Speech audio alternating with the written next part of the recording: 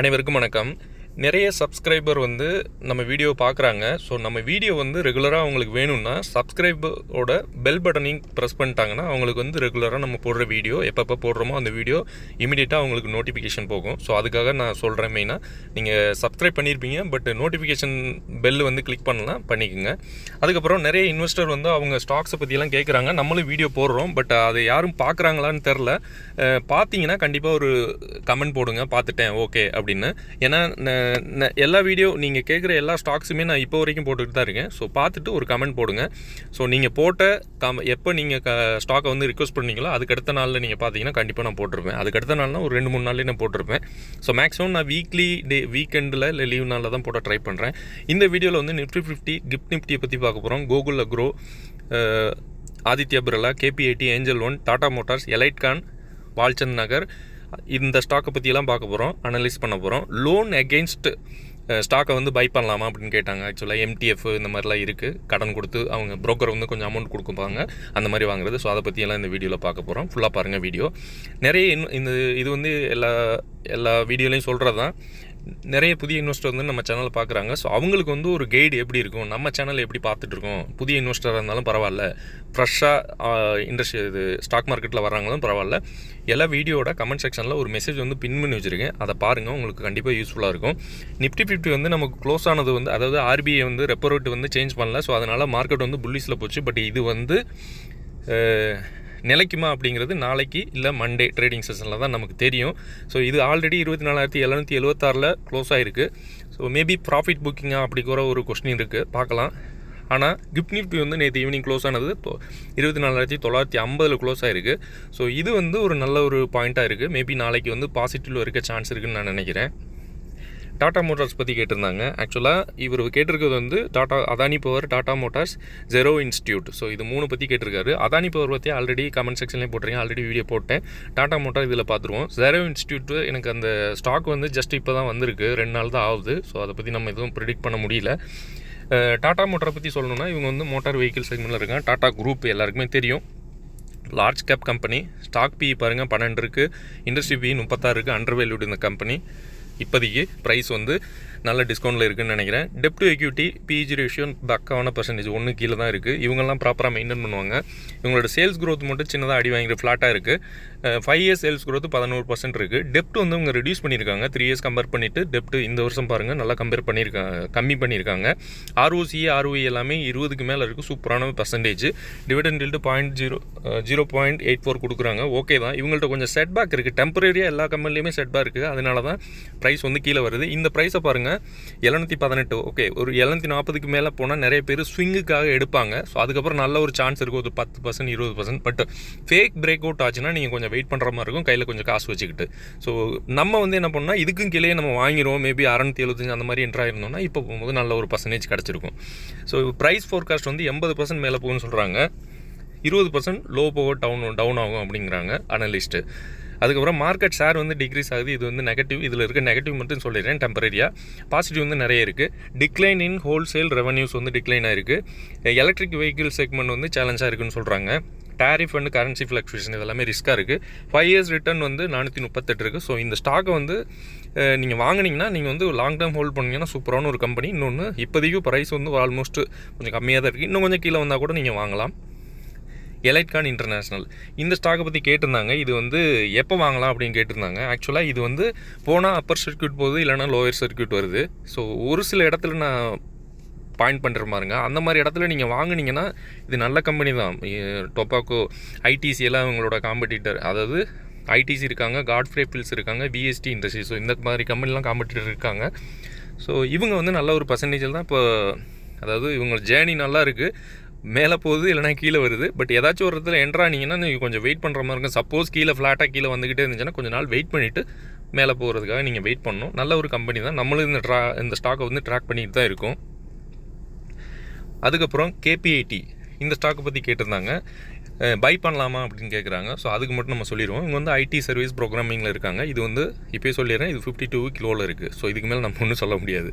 நல்ல ஒரு ப்ரைஸ் டிஸ்கவுண்ட்டில் தான் இருக்குது. இது ரிலேட்டடான கம்பெனி பாருங்கள், TCS இருக்காங்க, இன்ஃபோசிஸ் இருக்காங்க, HCL. ஸோ இது எல்லாத்தையும் கம்பேர் பண்ணால் நமக்கு வந்து கேபிஐடி வந்து நல்ல ஒரு 5 இயர்ஸ் ரிட்டர்ன் பார்த்தீங்கன்னா 226% கொடுத்துருக்காங்க. HCL அது கொஞ்சம் கீழே தான் இருக்கும். HCL வந்து லார்ஜ் கேப்பு, இவங்க வந்து மிட் கேப்பு.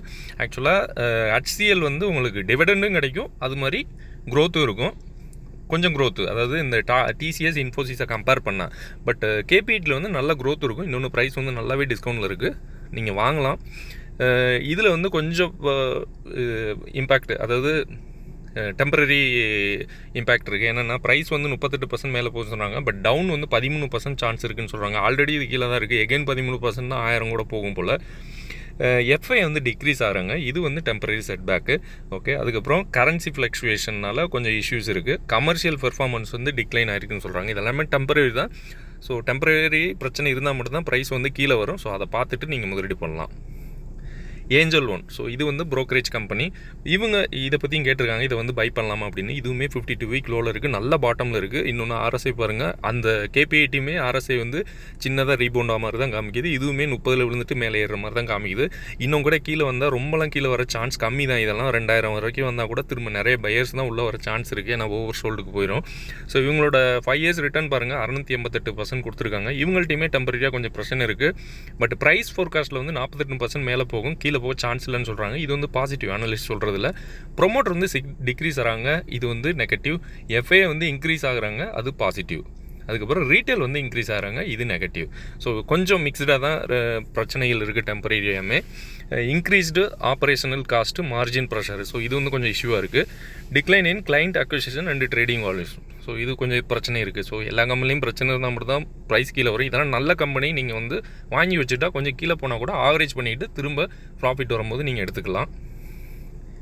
அடுத்து வந்து ஆதித்யா பிர்லா ஃபேஷன், இதை பற்றி கேட்டிருந்தாங்க. இது வந்து பிராண்டட் க்ளோத்திங், ஃபுட்வேர், லெதர், இந்த மாதிரி செக்மெண்ட்டில் பிஸ்னஸ் பண்ணிகிட்டு இருக்காங்க. மார்க்கெட் வந்து 10,000 கோடி இருக்குது. ஓகே, ஆர்ஓசிஇ ஆர்ஓஇ எல்லாமே நெகட்டிவில் இருக்குது. இந்த கம்பெனி நான் பார்த்தேன், ஆக்சுவலாக மேக்ஸிமம் எல்லாமே நெகட்டிவாக தான் இருக்குது எனக்கு தெரிஞ்ச வரைக்கும். நீங்கள் எப்படி இதை பார்க்குறீங்கன்னு தெரில. டெப்ட்டு 3 இயர்ஸை கம்பேர் பண்ணிவிட்டு இந்த வருஷம் கம்பேர் பண்ணாலுமே அதிகமாக இருக்குது. டெப்ட் எக்யூட்டி 0.74, அதாவது எக்யூட்டியில் டெப்ட் வந்து கொஞ்சம் கம்மியாக இருக்குது, நல்லாயிருக்கு. Okay, sales growth 5 years compare பண்ணாலும் இந்த வருஷம் கம்பேர் பண்ணாலும் நெகட்டிவில் தான் இருக்குது. ஸோ இந்த கம்பெனி வந்து என்னிட்ட பர்சனலாக கேட்டிங்கன்னா நான் இந்த மாதிரி கம்பெனியில் போக மாட்டேன். ப்ரைஸ் வந்து 51% மேலே போகுன்னு சொல்கிறாங்க. ஓகே, டவுன் வந்து 31% கீழே போகுன்னு சொல்கிறாங்க. ஸோ இது நீங்கள் தான் பார்த்து டிசைட் பண்ணணும். இன்னொன்று 5 வருஷம் ரிட்டர்ன் பாருங்கள், 78% தான் கொடுத்துருக்காங்க. இந்த மாதிரி கம்பெனியில் டிவிடன் கூட இல்லை. ஸோ இந்த மாதிரி கம்பெனி நம்ம 5 வருஷம் வச்சுட்டு இருந்தால் நமக்கு என்ன யூஸ் அப்படின்னு தான் நம்ம யோசிக்கணும் ஃபஸ்ட்டு. இது ரிலேட்டடான கம்பெனி நமக்கு இருக்கவே இருக்குது, ட்ரெண்ட் இருக்குது. இதை கம்பேர் பண்ணும்போது ட்ரெண்ட் எவ்வளோ பெட்ரு, நீங்கள் இதை பார்த்துட்டு முதலீடு பண்ணலாம். கோகுல் அக்ரோ, ஸோ இந்த கம்பெனி பற்றி கேட்டிருந்தாங்க. இதை நான் பார்த்த வரைக்கும் பாசிட்டிவ் தான் இருக்குது. Manufacture of fat and oil products, so இதில் இருக்காங்க. எஃப்எம்சிஜி, ஃபுட்டு, இந்த ரிலேட்டடான பிஸ்னஸில் இருக்காங்க. மார்க்கெட் கேபிட்டல் 6000 கோடி இருக்குது. இது கொஞ்சம் கம்மி தான், இருந்தாலும் இவங்களோட வேல்யூவேஷன் எல்லாமே நல்லா தான் இருக்குது. நல்ல ஒரு பர்சன்டேஜில் ப்ராஃபிட் கொடுத்துருக்காங்க. ஸ்டாக் பிஇ பாருங்கள் 22 இருக்குது, இண்டஸ்ட்ரி பிஇ 27 இருக்குது. கரண்ட் ப்ரைஸ் வந்து 410, இண்டஸ்ட்ரி வேல்யூ 435. இது வந்து அண்டர் வேல்யூடாக இருக்குது. ஆக்சுவலாக 5 இயர்ஸ் ரிட்டர்ன் பாருங்கள், ஆல்மோஸ்ட் 3000% கொடுத்துருக்காங்க. இப்போ ஆல் டைம் ஹையில் இருக்குது ஸ்டாக்கு. சூப்பரான ஒரு கம்பெனி, நானும் பார்த்துட்டுமே நல்ல ஒரு கம்பெனி கேட்டிருக்காங்க அப்படின்னு எனக்குமே நல்ல ரிவ்யூ பண்ணவே நல்லா இருந்தது. பாருங்கள் 410 தான் இருக்குது. இன்னும் கூட இதுக்கு க்ரோத் இருக்கும்னு எனக்கு தோணுது. ஏன்னா தெரில, மேபி கன்சல்டேஷன் போயிட்டு கூட திரும்ப மேலே போகும். இந்த கம்பெனி ஆர்ஓசி ஆர்ஓஏ எல்லாமே 25க்கு மேலே இருக்குது. இன்னொன்று டிவிடெண்ட் ஈல்டு இந்த கம்பெனியில் இல்லை. பட் இவங்களோட டெப்ட் எக்விட்டி பிஜி ரேஷியோ சூப்பரான பர்சன்டேஜ். 3 இயர்ஸ் டெப்ட் மட்டும் கொஞ்சம் அதிகமாக இருக்குது. 305 கோடியிலிருந்து 544 கோடி போயிருக்கு. ஸோ இது மட்டும் நெகட்டிவ். பட் ஓகே, இவங்களோட க்ரோத்தை பார்த்தா நல்லா தான் இருக்குது. 5 இயர்ஸ் சேல்ஸ் க்ரோத் பாருங்கள் 28% கொடுத்துருக்காங்க. இந்த வருஷமே 28.7 இருக்குது. ஸோ இது ஒரு சூப்பரான கம்பெனி. நீங்கள் இன்னும் கூட வச்சுருக்கலாம், கையில் வச்சுருந்தீங்கன்னா. But new entry already all time ஹையில் இருக்குது. ஸோ அது ஒரு கன்சர்னாக இருக்குது. இருந்தாலும் இதுக்கு இன்னும் அதாவது வேல்யூவேஷன் பார்த்தீங்கன்னா நீங்கள் கன்சிடர் பண்ணலாம். அடுத்து வந்து வால்சந்த் நகர் இண்டஸ்ட்ரியல் மெஷினரி செக்மெண்ட்டில் இருக்காங்க, பிஸ்னஸ் பண்ணிக்கிட்டு இருக்காங்க. இந்த கம்பெனியை பற்றி கேட்டிருந்தாங்க. ஆக்சுவலாக மார்க்கெட் கேபிட்டல் பாருங்கள் 1000 கோடி 1300 கோடி தான் இருக்குது. ஸோ இந்த மாதிரி நம்ம வந்து எப்படி பார்க்குறதுன்னு தெரில. ஸோ நான் சொல்கிறேன் பாருங்கள், சேல்ஸ் க்ரோத்து 5 இயர் பார்த்தாலும் நெகட்டிவ். சேல்ஸ் க்ரோத் இந்த வருஷம் 27% நெகட்டிவ் தான். இவங்களோட டெப்ட்டு மட்டும் ஏதோ ஒன்று கொஞ்சம் கம்மி பண்ணியிருக்காங்க. 3 இயர்ஸில் 440 கோடி இருந்துருது டெப்ட்டு வந்து இந்த வருஷம் 194 கோடியாக மாற்றிருக்காங்க. பட் அது எந்தளவுக்கு கரெக்டாக இருக்குன்னு தெரில. ஆர்ஓசி ஆர்ஓஇ நெகட்டிவாக தான் இருக்குது. டெப்ட் எக்யூட்டி மட்டும் 0.52 கொடுத்துருக்காங்க. ஸோ இதை வச்சுட்டு நம்ம எப்படி இன்வெஸ்ட் பண்ணுறது? ரிசல்ட் பாருங்கள், last quarter result net profit வந்து 501% அடி வாங்கியிருக்கு. அது பெரிய வேல்யூலாம் இல்லை. ஆக்சுவலாக 1 கோடி இப்போ வந்து 10 கோடி நெகட்டிவாக தான் ரிட்டர்ன் கொடுத்துருக்காங்க. சேல்ஸ் வந்து 38% அடி வாங்கியிருக்கு. ஸோ இந்த மாதிரி கம்பெனியில் நம்ம கொஞ்சம் விலை இருக்குது நல்லதுன்னு நினைக்கிறேன். இது ரிலேட்டடான கம்பெனி நமக்கு இருக்குது. குமின்ஸ் இருக்குது, கம்மின்ஸு, தெர்மேக்ஸ் இருக்குது. ஸோ இந்த 2 கம்பெனி நம்ம பார்த்துட்டு தான் இருக்கோம். இதில் டிவிடெண்ட் இல்லை, அதுலேயுமே அந்தளவுக்கு டிவிடெண்ட் இருக்காது, பட் க்ரோத் இருக்கும். இதை கம்பேர் பண்ணும்போது ரிட்டர்ன்ஸு 299% இந்த கம்பெனி கொடுத்துருக்காங்க. இருந்தாலும் இது ஆல்ரெடி நிறைய நெகட்டிவ் பாயிண்ட்ஸ் இதில் இருக்குதுன்னு எனக்கு ஃபீல் ஆகுது. ஸோ நீங்கள் இதை பார்த்துட்டு முதலீடு பண்ணலாம். ஆக்சுவலாக நான் இது சொல்லிட்டேன், யூடியூப் நம்ம வந்து சப்ஸ்கிரைபர் வந்தால் பெல் பட்டன் கிளிக் பண்ணி வச்சுட்டா அவங்களுக்கு வந்து வீடியோ வந்து அடிக்கடி வரும், நம்ம போடுற வீடியோ. அதுக்கப்புறம் அப்பல்லோ, அதாவது ஒருத்தர் வந்து கேட்டிருந்தார், Apollo electronics, united poly textile, car trade, automobiles. So இந்த 3 கம்பெனியுமே நான் செக் பண்ணேன், எனக்கு எதுவுமே கிளியராக கிடைக்கல. இது கீழே போட்டுறீங்க பாருங்கள். அப்பல்லோ மைக்ரோ சிஸ்டம் இருக்குது, அதுக்கப்புறம் யுனைடெட் பாலிஃபேப் இருக்குது, கார் ட்ரேட், டெக் இருக்குது. ஸோ இது எனக்கு கொஞ்சம் கிளியராக சொல்லுங்கள், நான் வீடியோ போடுறதுக்கு கரெக்டாக இருக்கும். அதுக்கப்புறம் இன்னொருத்தர் வந்து கேட்டிருந்தது, லோன் அகெயின்ஸ்ட் ஷேர் பற்றி சொல்லுங்கள் அப்படின்னு சொல்லியிருந்தாரு. ஆக்சுவலாக நீங்கள் என்ன பண்ணுறீங்கன்னா, கடன் வாங்கி புரோக்கர் வந்து கடன் கொடுக்குறாங்க, அதுக்கு ஒரு வட்டி போடுவாங்க. ஒரு புரோக்கரும் அதுக்கு தக்கன வட்டி போடுவாங்க. அந்த வட்டியிலேருந்து, அதாவது ஒரு 50,000 கொடுக்குறாங்கன்னா இல்லை 1 லட்ச ரூபா கொடுக்குறாங்கன்னா அதுக்கு ஒரு % வட்டி போடுவாங்க. நீங்கள் அந்த 1 லட்ச ரூபாயை இன்வெஸ்ட் பண்ணிவிட்டு அதுலேருந்து ரிட்டர்ன்ஸ் வர்றதில் மேபி சப்போஸ் அவங்க அதுலேயுமே ஒரு % எடுப்பாங்களான்னு எனக்கு தெரில, நான் அந்தளவுக்கு டீட்டெயிலாக போகல. பட் நீங்கள் வந்து அந்த இன்ட்ரெஸ்ட் எல்லாமே பே பண்ணணும். சப்போஸ் உங்கள் நீங்கள் 1 லட்ச ரூபா இன்வெஸ்ட் பண்ணுறீங்க, நெகட்டிவாக போயிடுச்சு அப்படின்னா நீங்கள் அதுக்கப்புறம் வெயிட் பண்ணணும். ஆவரேஜ் பண்ணுறதுக்கு உங்கள் அமௌண்ட்டை போடணும். அது கொஞ்சம் மிக்ஸ்டாக தான் இருக்கும். ஆக்சுவலாக எல்லாமே நீங்கள் வந்து கடன் வாங்கி தொழில் பண்ணுற மாதிரி ஆயிரும். பட் இந்த மாதிரி என்னோடய அட்வைஸ் கேட்டிங்கன்னா, நீங்கள் வந்து சேவிங்ஸை மட்டும் முதலீடு பண்ணுங்கள். அந்த முதலீடுமே 1 லட்ச ரூபா போடுறீங்கன்னா ஒரு 60,000 இன்வெஸ்ட் பண்ணிட்டு 40,000 கையில் வைங்க எப்போயுமே. அதுதான் சேஃபு. ஏன்னா சேவிங்ஸ் வந்து உங்களுக்கு 2 வருஷம் 3 வருஷம் தேவையில்லை. அந்த மாதிரி காசை மட்டும் முதலீடு பண்ணுங்கள். எப்போ இருந்தாலும் அதுதான் உங்களுக்கு நிலைக்கும். இல்லைனா ரொம்ப கஷ்டம். ஏதாச்சும் ஒரு எமர்ஜென்சி கூட உங்களால் எடுக்க முடியாது ஃபண்டு. ஸோ இது லோனில் நீங்கள் வாங்கி போட்டிங்கன்னா இந்த லோனை நீங்கள் அடைக்கிறதுக்காக திரும்ப கஷ்டப்படணும். ஸோ சப்போஸ் ப்ராஃபிட் வந்துட்டால் ஓகே, நம்ம வந்து சேஃபாக தான் எப்போயுமே ட்ரேட் பண்ணணும், இன்வெஸ்ட் பண்ணணும்.